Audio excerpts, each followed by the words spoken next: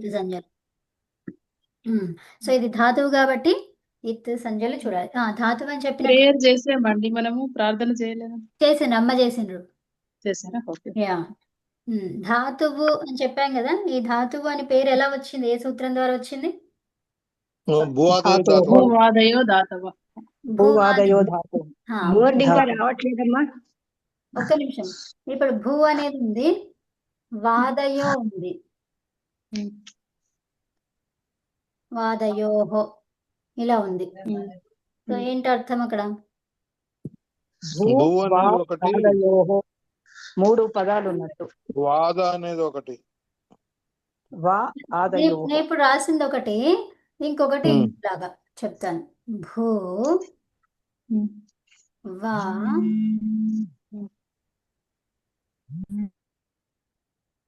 ఆదయోహో, ఈ రెండు అనిపించట్లేదమ్మా బోర్డు మీద. బయటకు వెళ్ళేసి రండి. సో భూ వ ఆదయోహో ఇలా ఒకటి. వాకు దీర్ఘం ఉండాలేమో కదా.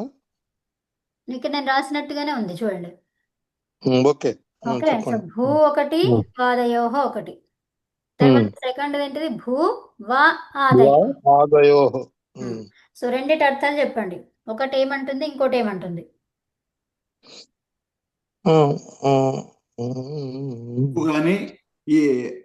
భూ అనేది ధాతువు, ఆదయోహో అంటే మొదలైనవి. వేరు చెప్తున్నారు మీరు. రెండవదా, ఫస్ట్ దా, సెకండ్ దా? ఫస్ట్ చెప్పాను, తర్వాత లాస్ట్ ది ఆదయోహో అంటే మొదలగునవి. నేను లాస్ట్ చెప్తానమ్మా. చెప్పండి. భూ అనేది ఒక ధాతువు, వా అనేది ఇంకొక ధాతువు, ఆదయోహ అంటే మొదలగున్నవి. వా అనేది ధాతువా? ధాతువు కాదు. ఇంకెవరు చెప్తారు చెప్పండి. అయిపోయింది, మీరు ఇద్దరు అయిపోయినారు. ఇంకా చెప్తున్నారా మీరు, అమ్మ లక్ష్మి గారు? ఇవి 3 కూడా మంగళ వాచకములలాగా చెప్పారు అని చెప్పేసి. దేనికి? ఆదిలో, మధ్యలో, చివరలో. ఈ రెండు ఉన్నాయమ్మా. మీరు దేని గురించి చెప్తున్నారో మీరు ఫస్ట్ చెప్పండి. నేను ఫస్ట్ దాని గురించి ఎక్స్ప్లెయిన్ చేస్తున్నా, అట్లా చెప్తూ చెప్పండి. సెకండ్ ఎక్స్ప్లెయిన్ చేస్తున్నా, లేకపోతే అక్కడ చదవండి. భూ వాదయోహో దాని గురించి చెప్తున్నా, అట్లా చెప్పండి. ఇది సెకండ్ ది. భూ వా ఆదయోహో ఈ 3 ఉన్నాయి కదా. ఈ మూడింటిలో ఇది భూ ఆదయోహో. ఈ ముందరిది భూ ధాతువు, ఆదయోహో చివరిది చెప్తున్నానమ్మా. చివరిది చెప్తున్నాను. ఆదయోహో అంటే మొదలగునవి. ఈ మధ్యలో వా అనేది ఇంకొక అక్షరం పెట్టారు, ఇది మంగళవాచకం అని చెప్పేసి నేను చదివాను. అంతే, అయిపోయింది, ఉత్తమం. సో మంగళవాచకం అని చెప్పారు. చెప్పిన తర్వాత ఎక్కడెక్కడ మంగళవాచకం? ఆదిలో, శుభమని. సో దానికి ఆన్సర్ ఇది. ఓకే. ఇప్పుడు భూవాదయోహో దాని గురించి చెప్పండి వేరే వాళ్ళు. భూ వేరే వాళ్ళ, మీరెవరైనా. భూ మొదలుకొని. ఏంటి? భూ మొదలుకొని అని అర్థం అక్కడ. అర్థమైందా? భూ ఆదయోహ అంటేనే మొదలుకొని, భూ మొదలుకునేవి అని కదా. వా ఎందుకు వచ్చింది? ధాతువులు మొదలుకొని. ఓకే. భూవాదయో ధాతవ అనే దానికి ఇక్కడ ఒక ఋషి యొక్క అభిప్రాయము అది. ఏమని? భూ అనే ధాతువుని మొదలుకొని మిగతా అన్ని ధాతువులు అని చెప్పినారు. ఇంకొక ఋషి ఏం చెప్పిండు? భూ అంటే ఒక ధాతువు, వా అంటే శుభ సంకల్పం, అది ఎక్కడ? ఆది మధ్య అంతములో. ఆదయోహో అంటే మొదలుకొని అని చెప్పిండ్రు. ఇద్దరు ఋషుల అభిప్రాయాలు అక్కడ చెప్పబడ్డాయి.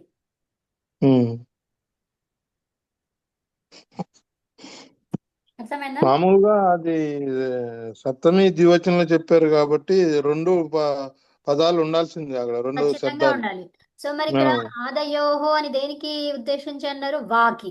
వా ఆదయోహో, వాదయోహో. అర్థమైందా? మరి భూ సంగతి వదిలేశారు. భూ పక్కన పెట్టుకుని వాదయోహో. సో ఈ వాదయోహో అనే చోటేమో దాని అర్థం ఏంటి? భూ ప్లస్ వాదయ అన్నప్పుడు ఇది. దాని అర్థం ఏంటిది? క్రియా సామాన్యం అని అర్థం అక్కడ. ఏమర్థం అది? క్రియా సామాన్యం. క్రియా అనేది అర్థం అక్కడ, అంతే. తర్వాత సరే. ఇంకొకరి అభిప్రాయం, ఇంకొక ఋషి యొక్క అభిప్రాయం వా అంటే మంగళకరము ఆది మంగళకరం. మధ్య అంతంలో ఉండడం, అంతే అంతే, అర్థమైందా? మంగళకరంగా ఉండడం. అంతే. సో మీరు భూవాదయో ధాతవః అనే సూత్రాన్ని తర్వాత చూడండి. ఓకే, నెక్స్ట్ ఇప్పుడు మనకి చూస్తున్నాము ఏం చూస్తున్నాము? శృధి చూస్తున్నాం. చెప్పండి ఇంకా. శృధి అనుబంధ లోపం చేస్తే శృద్ధి ప్లస్ నిచ్చు.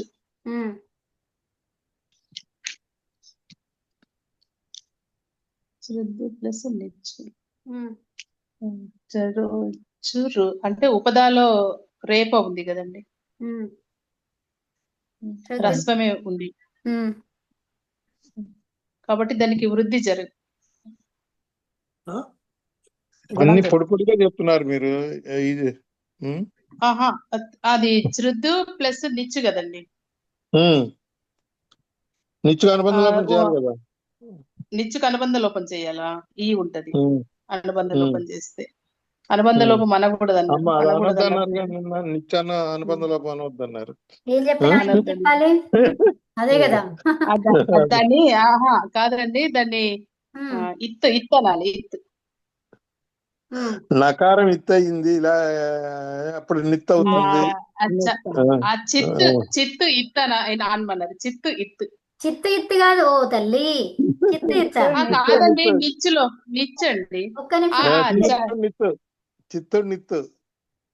ఒక్క నిమిషం ఆగండి. చకారం ఇత్త, చిత్తు ఇత్త. చకారం ఇత్త అయితే చిత్తు. మరి అట్లా చెప్పండి. చిత్తు ఇత్తు కదా. చిత్తు ఇత్త అదే చిత్తు ఇత్త అయినట్టే కదండి అది. రామ, చిత్తు ఇత్తు కాలేదు తల్లి. చకారం ఇత్త అయితే చిత్తు అయిందండి. అంతే అదే అలా చెప్పాలి. చిత్తు ఇత్తు అంటే ఇక్కడ చిత్తు మొత్తం చిత్తుని ఇత్తు చేసినట్టు మీరు అంటే కరెక్టే. క్షమ్యత, ఇది చిత్తు, అది నిత్తు. కరెక్టే, చిత్తు నిత్తు అవి రెండు అయినాయి కదా. చకారం ఇత్త అయింది చిత్తు, నకారం ఇత్త అయింది నిత్తు. అది అంతే కదా. ఇక్కడ ఒక్కసారి ఎక్స్ప్లెయిన్ చేయండి మేడం, ఈ చిత్తు నిత్తు ఒక్కసారి. ఎవరు మాట్లాడకండి. ఇందిరా గారు మాట్లాడతారు, క్వశ్చన్ అడిగే వాళ్ళు మాట్లాడతారు, అంతే. ఇంకా మిగతా వాళ్ళు ఎవ్వరు మాట్లాడద్దు దయచేసి. అదే అండి, ఈ చిత్తు నిత్తు ఎట్లా వచ్చింది అనేది నాకు కొంచెం ఒక్కసారి చెప్తారు. ఇందిరా గారు చెప్తారు, చెప్పండి. చకారం ఇత్త అయిందండి, చుటు ద్వారా చకారం ఇత్త అయింది.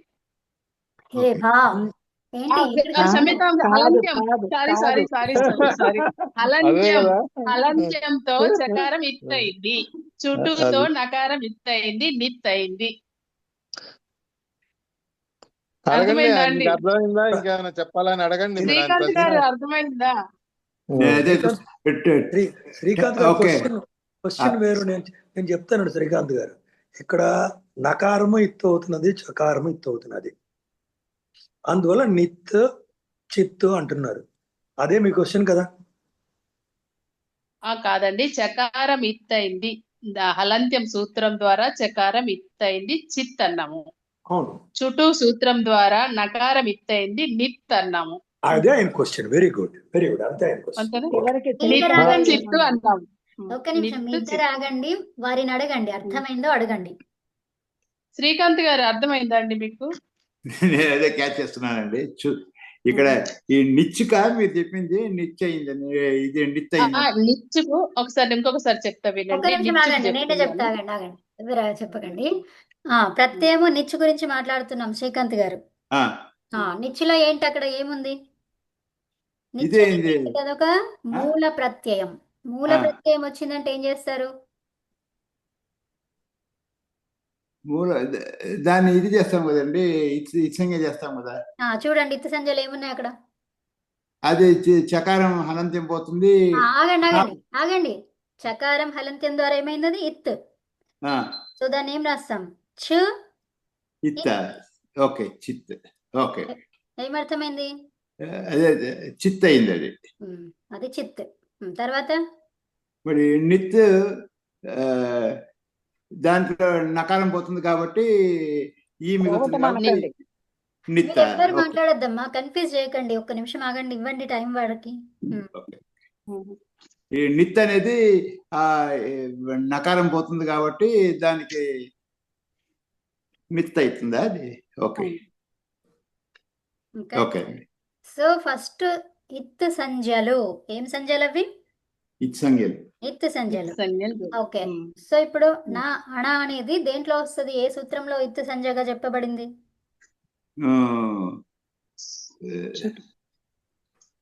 చాటాడన చుట్టూలో సో చుట్టూ ద్వారా నకారం ఏంటి? నకారము లోపం అవుతుంది. లోపం కాదు, ఇత్. నిత్ అవుతుంది. సారీ, నకారం ఇత్. నకారానికి పేరు పెట్టిండ్రు, ఆ పేరేంటి? ఇత్. దాన్ని నిత్ అంటాం. సో ఇప్పుడు కలిపేస్తే ఏమైంది? నిత్ అయింది. నిత్తైనా. అంతే. సో ఇప్పటి నుంచి మీరు ఏం చెప్పాలి? అనుబంధ లోపం అనే మాటనే వాడొద్దు. ఏం వాడాలి? అదే. నిత్, ఇత్, చిత్, నిత్. నిత్, కిత్. అవే ఓకే పిత్, ఓకే. పిత్ అట్లానే చెప్పాలి. ఓకే. సో యా, ఇప్పుడు ఛ్రిద్ అనేది ఏమైంది? శ్రిద్ ఉమ్, శ్రిద్ ఈ